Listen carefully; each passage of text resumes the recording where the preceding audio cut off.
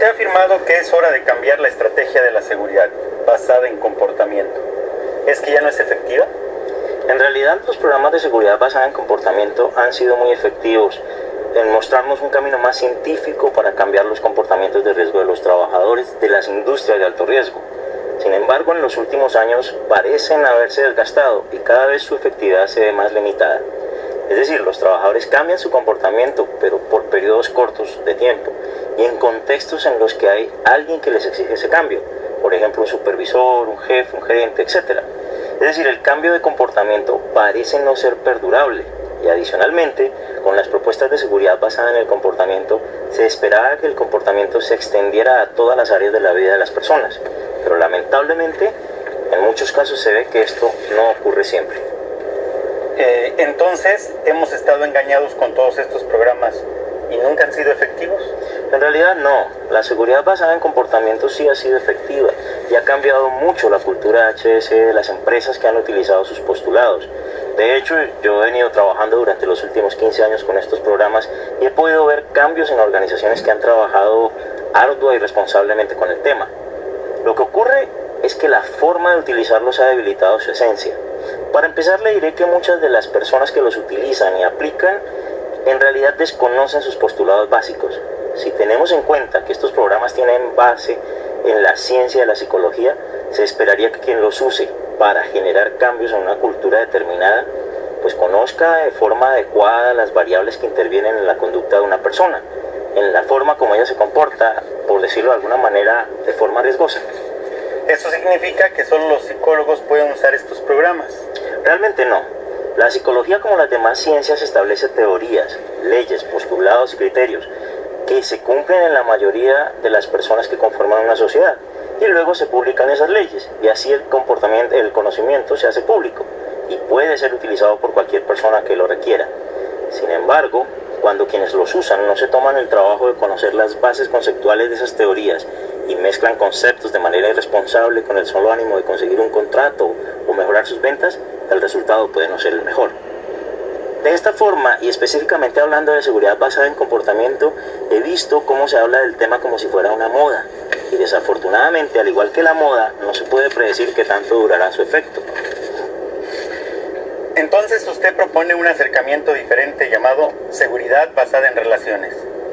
¿En qué es diferente o cuál es la diferencia de la seguridad basada en el comportamiento? Mire, Jorge, antes de responder esa pregunta me gustaría aclarar un aspecto que considero muy importante en relación con los programas de seguridad basada en comportamiento. Y es que no estoy diciendo que no sirvan y que se deben dejar de lado los esfuerzos que muchas compañías han hecho en muchos casos durante años e invirtiendo muchísimo dinero en procurar una mejor cultura HSE. Al contrario, lo que digo es que ya es hora de dar el siguiente paso y en esa medida aprovechar ese terreno abonado por la seguridad basada en comportamiento desde la perspectiva de la psicología aplicada. Yo creo firmemente que la seguridad basada en relaciones es el siguiente paso. ¿Es entonces esa perspectiva de la seguridad basada en relaciones algo nuevo? En realidad no. Es una propuesta que ya lleva varios años en el escenario de las iniciativas de HSE. Lo que en realidad ha cambiado es la forma como comprendemos las relaciones que los individuos establecen con sus superiores, sus iguales y con su entorno. Y esas relaciones son en últimas lo que llamamos cultura. Esto tampoco es nada nuevo. Y si recuerda al inicio de mi charla, los programas de modificación de comportamiento en HSE parten del conocimiento de la cultura de seguridad de la empresa con la cual estemos trabajando. Hoy podemos medir esa cultura de manera mucho más específica, precisa y de forma casi individual, para conocer la verdadera motivación de cada uno de los individuos o subgrupos de individuos que conforman una cultura en particular.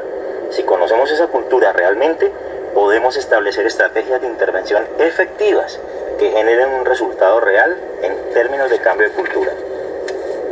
Siempre se ha dicho que los programas de seguridad basada en comportamiento pueden generar un cambio en la cultura, pero a lo largo plazo, y eso, en los actuales momentos, es algo que puede desanimar a las compañías a implementar estos programas. Sí, eso es cierto. Y no es diferente cuando hablamos de seguridad basada en relaciones. Lo que realmente cambia es que al conocer las representaciones sociales nucleares de los individuos o de los subgrupos de individuos de nuestra población, podemos utilizar herramientas de intervención específicas para esos individuos o subgrupos, haciendo así que la intervención sea casi personalizada, lo que reduce el tiempo de cambio, ahorra recursos y genera más compromiso de los trabajadores con el cambio que se les está proponiendo, y además de darle a la empresa la seguridad de que está apuntando en la dirección correcta. ¿Qué es diferente al hablar de medición de cultura en el enfoque de la seguridad basada en relaciones? Todo el acercamiento que hacemos es diferente, desde la forma de recolectar la información en la cultura que nos interesa estudiar, lo que implica cambiar la forma de preguntar, hasta las estrategias de intervención misma, pasando por la forma como tratamos la información recolectada y el software que utilizamos para analizar dicha información. Que dicho sea de paso, no basta con una lista de Excel que se alimenta con una serie de datos a los cuales les damos una interpretación muchas veces sesgada por la propia representación de quien la analiza. Para aclarar un poco esto, déjeme hablarle de las encuestas utilizadas por los estudios tradicionales de medición de cultura. Comienzan con una escala o encuesta tipo Likert, lo cual es, al final de cuentas, una encuesta de preferencias personales. Las preguntas son del tipo: ¿le gusta la política de HS de su empresa? ¿Cree que la compañía se preocupa realmente por su seguridad? Etcétera. La respuesta de quienes responden esas encuestas pues son obvias y completamente predecibles.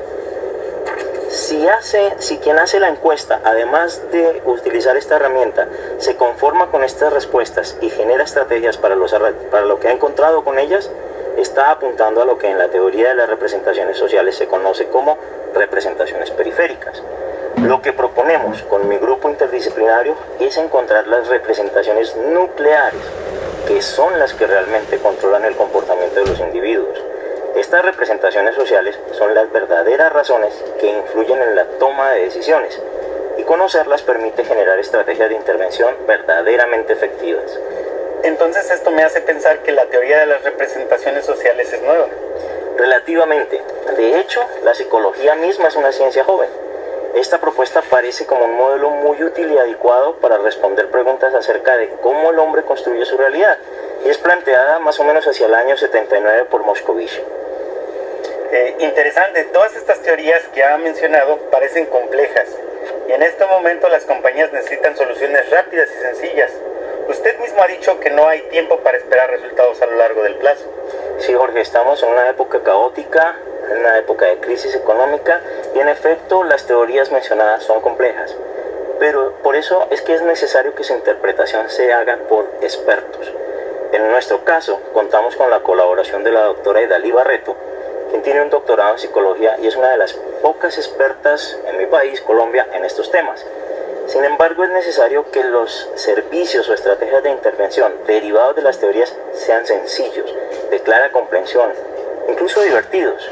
El aprendizaje divertido es más fácil, pero sobre todo efectivos para lograr cambios en el menor tiempo posible. Déjeme darle un ejemplo. Nosotros tenemos una propuesta de intervención que se llama Super 10. Es una estrategia que reúne todos los conceptos de los que hemos hablado en un corto tiempo de 5 horas. Y gracias a los conocimientos de la doctora Idalí, podemos medir sus efectos en las personas en un breve tiempo después de que han sido invitados a tomar Super 10. Señor Sánchez, entonces una recomendación final para las empresas del sector, teniendo en cuenta que la crisis económica afecta a toda iniciativa de inversión, entre otras a HSE. Yo creo, Jorge, que en estos momentos de crisis debemos ver la misma como una oportunidad de orientar los recursos de una forma más acertada. Podría agregar incluso que va a llegar el momento en que con un precio del petróleo a $50 nos vamos a tener que habituar a ese precio.